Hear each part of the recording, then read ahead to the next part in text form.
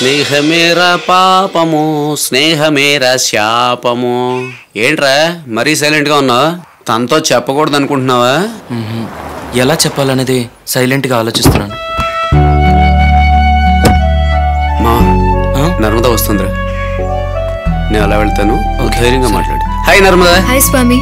కూర్చో, ఇప్పుడే వస్తాను. వసంత్ ఇప్పుడే. వద్దు వద్దు, ఐఎమ్ బెటర్ నౌ.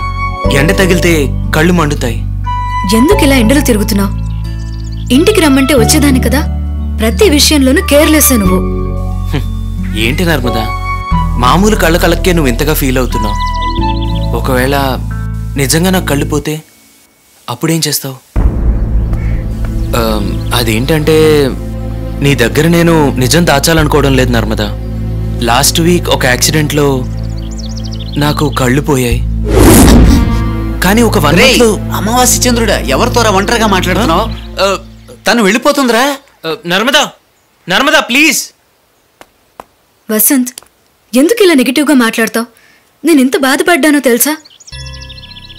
అబద్ధం చెప్తే కళ్ళు పోతాయంటారు, కానీ నువ్వు కళ్ళ విషయంలోనే అబద్ధం చెప్పావు. ఎక్కడ అబద్ధం నిజమవుతుందో అని భయంగా ఉంది. నేను హ్యాండిక్యాప్డ్ని పెళ్లి చేసుకోవాలనుకున్న నిజమే, కానీ ప్రాక్టికల్గా అనుభవించినప్పుడు తెలిసింది అది ఎంత కష్టమో అని.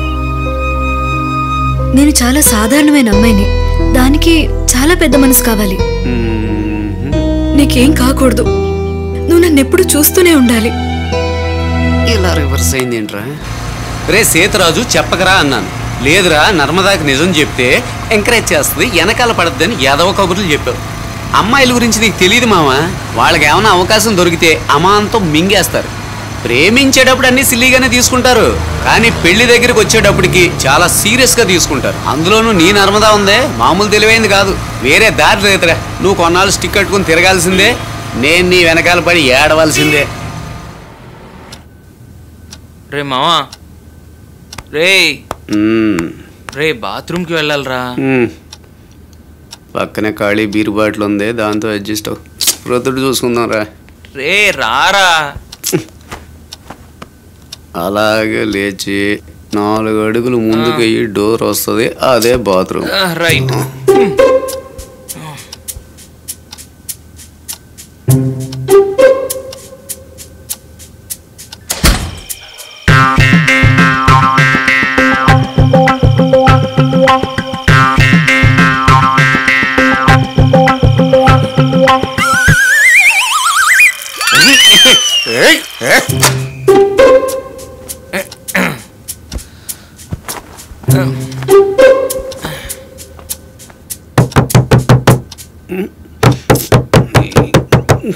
ఈ టైంలో ఎవడ్రా?